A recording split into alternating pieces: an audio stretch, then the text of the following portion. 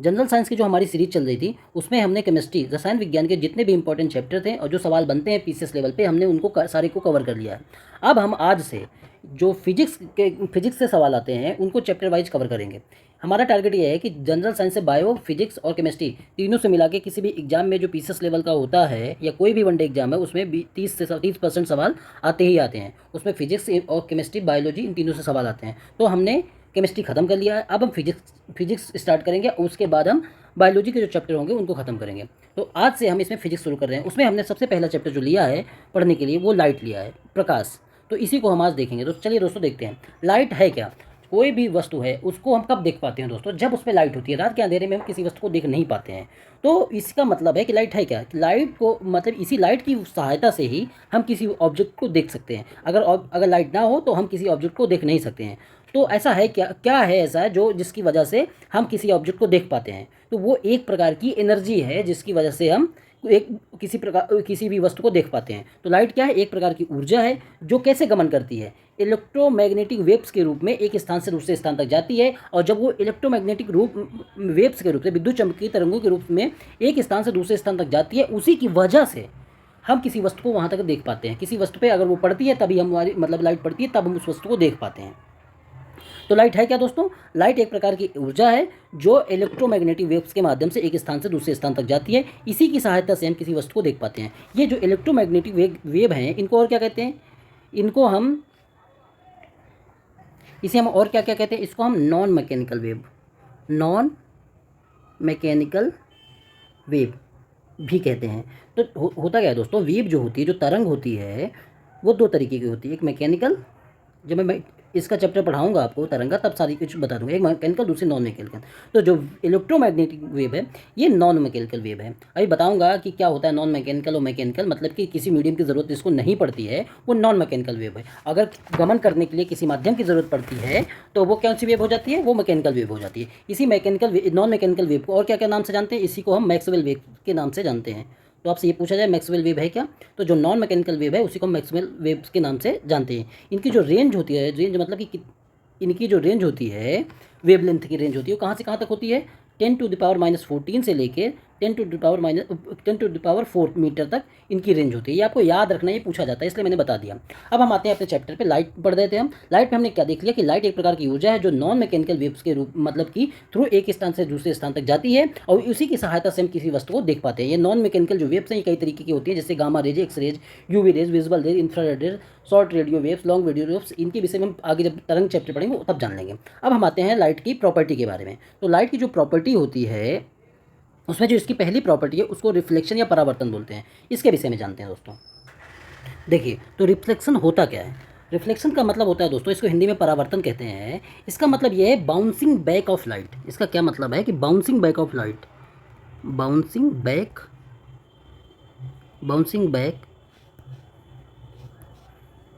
Bouncing back of light, मतलब कि light अगर किसी दिशा से आ रही है फिर टकरा के वो अगर उसी दिशा में लौट जाए, उसी माध्यम में लौट जाए, तो उसको बोलते हैं रिफ्लेक्शन। मतलब कि अगर जैसे देखिए इसका मतलब होता है कि प्रकाश की किसी चमकीली या चिकनी सतह से अगर टकरा कर पुनः उसी माध्यम में लौट जाती है कोई किरण, तो बोला जाता है कि वो किरण रिफ्लेक्ट हो रही, और वो जो प्रक्रिया है वो उसको बोलते हैं रिफ्लेक्शन। इसमें देखिए एक प्लेन सरफेस अगर लिया जाए, ये प्लेन जो सरफेस है ये पारदर्शी नहीं होना चाहिए दोस्तों। अगर ये पारदर्शी होगा तो ये जो किरण आएगी ये इसके पार निकल जाएगी।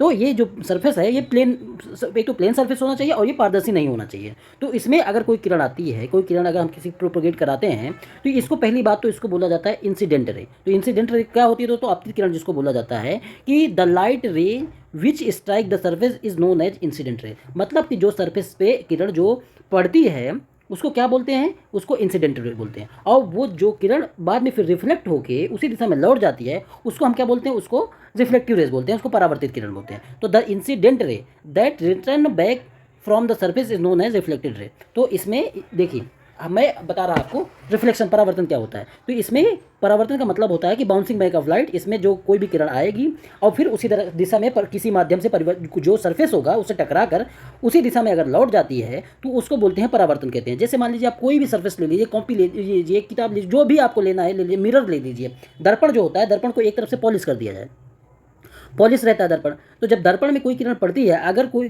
किरण पड़ी तभी हमें कोई वस्तु दिखाई देती है, और कोई किरण जैसे ही पड़ती है तो फिर यहाँ पे पॉलिश होने की वजह से वो किरण उसी दिशा में लौट जाती है। तो जो किरण पड़ती है उसको इंसिडेंट रे बोलते हैं, और जो फिर उसी दिशा में लौट जाती है उसको रिफ्लेक्टेड रे बोलते हैं, परावर्तित किरण बोलते हैं। इसी प्रक्रिया को हम परावर्तन बोलते हैं।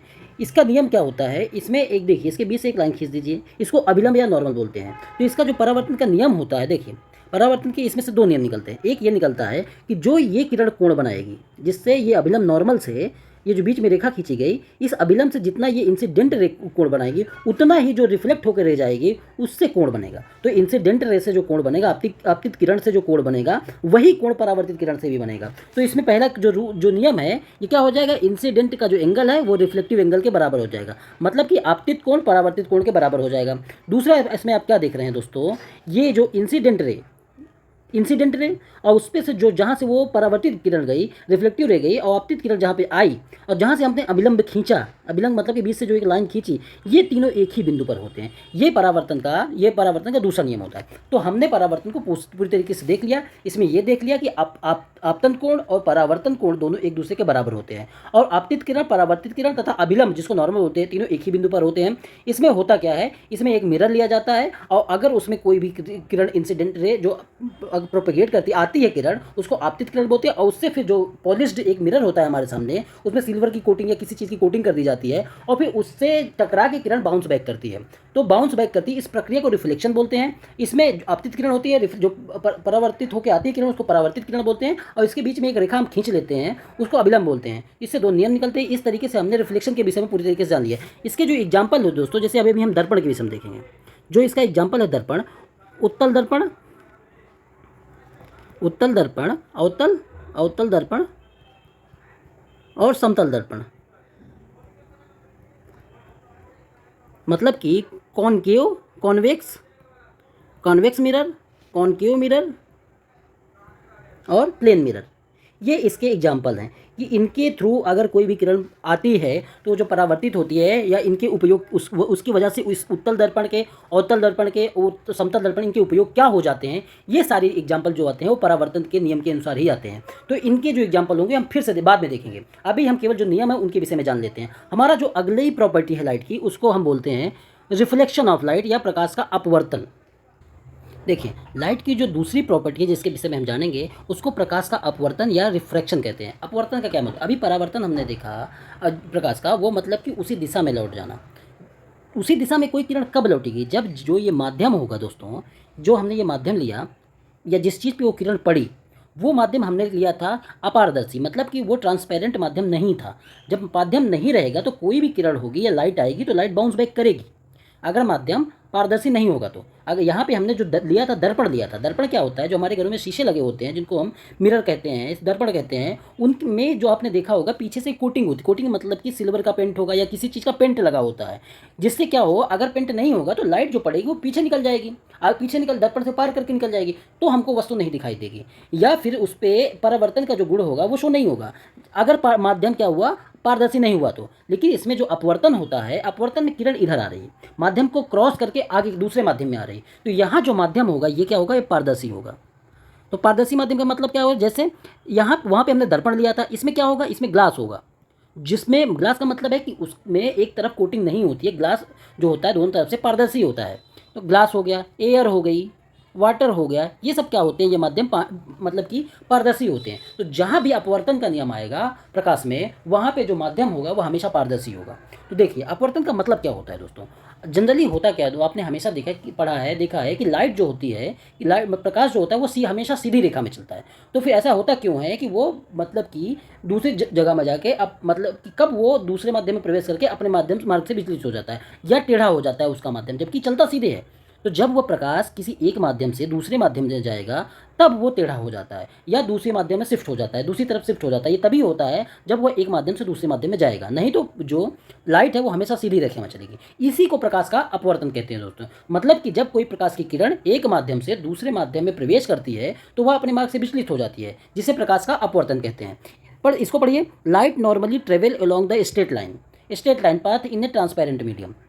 When the light is traveling obliquely from one medium to another medium, then the direction of propagation of light change in the second medium. The phenomena is known as refraction of light. इसका मतलब सिर्फ इतना ही है कि generally जो light होती है वो सीधी रेखा में गमन करती है, लेकिन जब लाइट एक माध्यम से दूसरे माध्यम में जाती है तो वह अपने मार्ग से विचलित हो जाती है, और यह डिपेंड करता है जो सेकंड दूसरा माध्यम है उसके अपवर्तनांक या रिफ्रेक्टिव इंडेक्स पर डिपेंड करता है। मतलब कि जैसे लाइट अगर सघन माध्यम से, देखिए सघन माध्यम से अगर कोई माध्यम है जिससे लाइट, मतलब कि सघन माध्यम है, उससे अगर लाइट विरल माध्यम की तरफ जाएगी तो ये जो अभिलंब है, जो ये नॉर्मल लिखा है, इससे क्या होगा, ये दूर हटेगी। अब अगर यही उल्टा है कि अगर लाइट जो आ रही, देखिए लाइट अगर रेयर मीडियम से, मतलब कि विरल माध्यम से आ जाएगी तो ये अभिलंब की तरफ झुक जाएगी। इतना ही है ये अपवर्तन का कॉन्सेप्ट। इसी की वजह से बहुत सारे एग्जाम्पल इसमें बनते हैं, जो आपसे सवाल पूछे जाते हैं कि ये जो एग्जाम्पल है ये अपवर्तन का एग्जाम्पल है, परावर्तन का एग्जाम्पल है, या पूर्ण आंतरिक परावर्तन का एग्जाम्पल है, ये आपसे सवाल पूछे जाते हैं।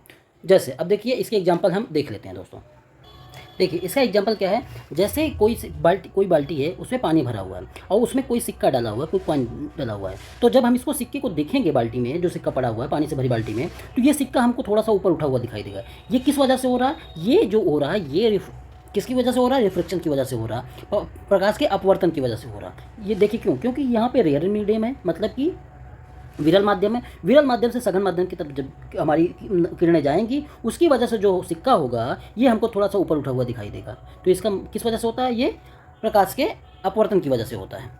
अब देखिए दूसरा एग्जांपल इसमें, अगर तालाब में कोई मछली है तो ये हमको, अगर यहाँ पे मछली है तो फिर अगर बाहर रेयर मीडियम से हम डेंसर मीडियम की तरफ देखें, विरल माध्यम से सघन माध्यम की हम देख रहे हैं, क्योंकि हवा जो है ये विरल माध्यम है और पानी जो है इसमें ये सघन माध्यम है। तो इसकी वजह से जब इसको देखते हैं तो ये मछली थोड़ा ऊपर उठी दिखाई देती है। इसी तरीके से अगर पानी है, पानी में कोई अगर हमने यहाँ पे छड़ डाल दी तो ये छड़ क्या होगी, अगर हम देखें तो टेढ़ी ऊपर, थोड़ी ऊपर और टेढ़ी ऊपर उठी दिखाई देगी और टेढ़ी दिखाई देगी। इसका भी कारण अपवर्तन है।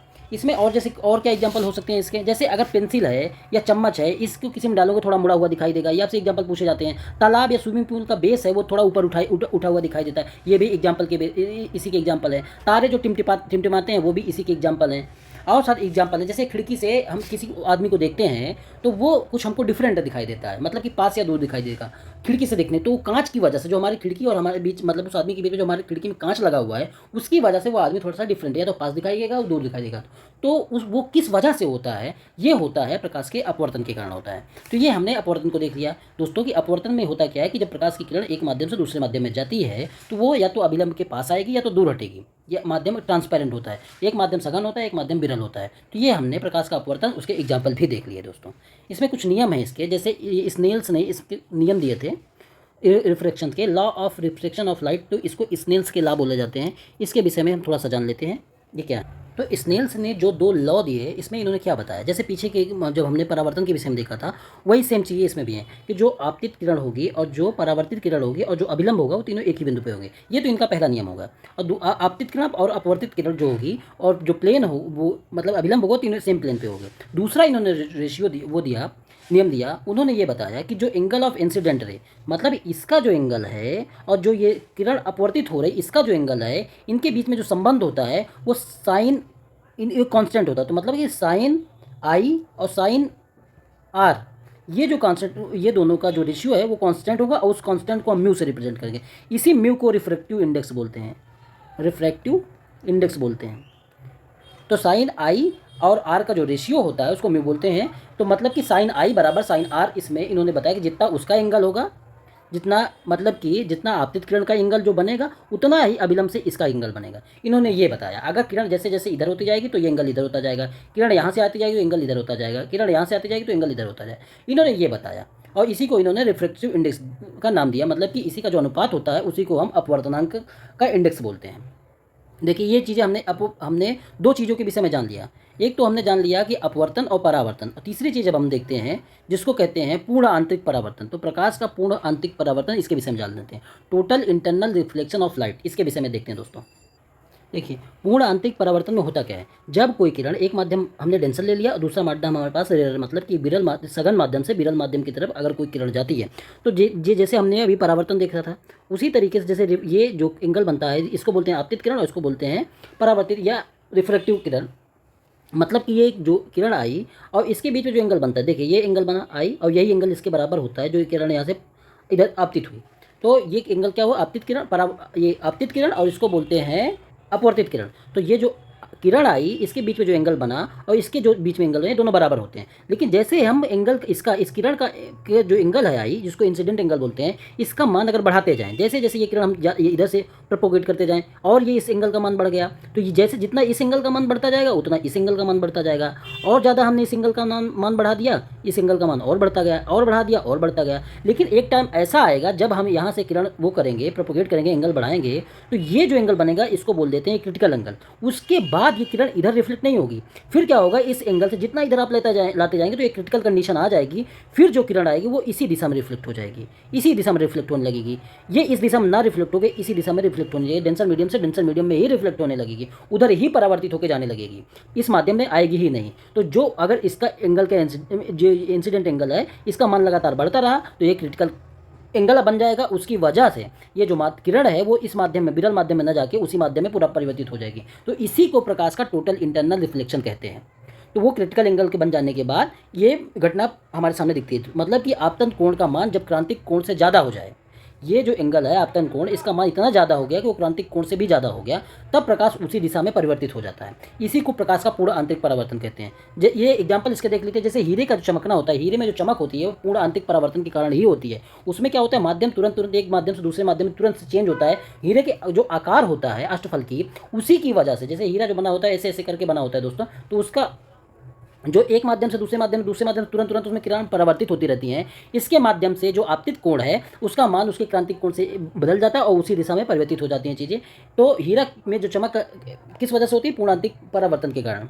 दूसरा जैसे मिराज है, जो मृग मरीचिका है जो आपको धूप में दिखाई देती है, वो भी इसी पूर्ण आंतरिक परावर्तन का ही एग्जाम्पल है। लूमिंग इसी का एग्जाम्पल है। ऑप्टिकल फाइबर में जो प्रयोग किया जाता है उसमें कौन सा सिद्धांत प्रकाश का अपनाया जाता है, जिससे हम बढ़िया से उसमें मतलब कि करंट का फ्लो कर सके, तो उसमें भी ये पूर्ण आंतरिक परावर्तन का ही रूल्स अपनाया जाता है। तो ये पूर्ण आंतरिक परावर्तन की एग्जांपल क्या क्या होगा ये हमने देख लिया। हीरे का चमकना, मिराज, लूमिंग, ऑप्टिकल फाइबर, तंत्र में भी इसका प्रयोग होता है। तो अभी इस वीडियो में हमने शुरुआत से देख लेते हैं हमने क्या क्या देख लिया अभी तक। देखिए, हमने प्रकाश के विषय में हम देख रहे थे कि प्रकाश एक प्रकार की ऊर्जा जो इलेक्ट्रोमैग्नेटिक वेव्स के रूप में एक स्थान से दूसरे स्थान तक जाती है, जिसकी वजह से हमको कोई वस्तु दिखाई देती है। ये हमने प्रकाश के विषय में बताया। इसके 3 नियम देखे हमने। एक रिफ्लेक्शन नियम देखा, जो परावर्तन देखा। इसमें क्या होता है, इंसिडेंट रे और रिफ्लेक्टिव रे जो होती है, और ये एक माध्यम लिया जाता है जो अपारदर्शी माध्यम होता है। तो उसमें अगर कोई किरण आती है, आपतित होते तो उसी दिशा में वो परिवर्तित हो जाती है। नॉर्मल, इसके बीच से एक लाइन खींचते हैं उसको नॉर्मल बोलते हैं, और ये दोनों कोण बराबर होते हैं, तीनों बिंदु एक ही जगह पे होते हैं, रिफ्लेक्शन इसको बोलते हैं। इसके एग्जांपल हम देखेंगे दर्पण में, जब उत्तल दर्पण, अवतल दर्पण, समतल दर्पण के रूप में। इसके 2 नियम हमने देखे थे, इंसिडेंट रे, नॉर्मल और रिफ्लेक्टिव रेट एक ही बिंदु पर होते हैं, इंसिडेंट एंगल और रिफ्लेक्टिव एंगल बराबर होते हैं। दूसरा हमने नियम जो देखा था उसको बोलते हैं प्रकाश का अपवर्तन। इसमें क्या होता है, एक किरण, एक माध्यम से किरण आती है, तो अगर दूसरे माध्यम में जाती है तो जो अभिलंब होता है उससे ये पास आती है तो दूर हट जाती है। ये माध्यम पर डिपेंड करता है, ये हमने देख लिया। इसके हमने एग्जांपल देखी कि जैसे कॉइन अगर किसी बाल्टी में पड़ा है, भरी बाल्टी में, तो हम देखेंगे तो थोड़ा ऊपर उठा हुआ दिखाई देगा, क्योंकि माध्यम चेंज हो रहा, हवा से पानी माध्यम जा रहा। इसी तरीके से हम जब कोई मछली है वो तालाब में थोड़ी ऊपर उठी दिखाई देगी, ये क्योंकि ये भी माध्यम चेंज हो रहा है। कोई लकड़ी है बाल्टी में पड़ी है, या टेढ़ी छड़ी है, तो छड़ी पड़ी है वो हमको टेढ़ी दिखाई देगी, तो ये किस वजह से हो गया, ये भी माध्यम चेंज की वजह से हो रहा है। तो ये हमने देख लिया था रिफ्रैक्शन ऑफ लाइट, जो माध्यम चेंज की वजह से होता है। तीसरा हम जो देखें, इसमें स्नेल्स का लॉ हमने देख लिया कि तीनों चीज़ें एक ही जगह सेम प्लेन पे होती है, इंसिडेंट रे, रिफ्लेक्टिव रे और नॉर्मल। इसमें दूसरा नियम साइन आई बराबर साइन आर, इसको म्यू के रूप में हमने देख लिया कि इन दोनों का अनुपात है, इसको रिफ्लेक्टिव इंडेक्स कहते हैं, मतलब कि के नाम से जानते हैं, इसको स्नेल ने बताया था। तीसरा हमने देख लिया टोटल इंटरनल रिफ्लेक्शन के बारे में। ये क्या होता है, जब एंगल ऑफ इंसिडेंट मतलब कि आपतन कोण का मान क्रिटिकल एंगल से ज़्यादा हो जाता है तो जो किरण होती है, आपतित किरण, वो उसी माध्यम में परावर्तित हो जाती है। इसी को हमने पूर्ण आंतरिक परावर्तन के रूप में देखा। इसके एग्जाम्पल हमने देख लिए, हीरे का चमकना, मिरेज, लूमिंग और ऑप्टिकल फाइबर। तो इस वीडियो में हमने दोस्तों प्रकाश की जो मूल बातें हैं, जो उसके नियम है, उसको देख लिया। आगे के जो वीडियो है उसमें जैसे अभी प्रकाश से संबंधित बातें देखेंगे, उसमें जैसे मिरर हो गया, इन सारी चीज़ों के विषय में, लेंस हो गया, इनके और जो उनके लॉ होते हैं उनके विषय में हम देखेंगे। इस वीडियो में इतना ही दोस्तों, धन्यवाद।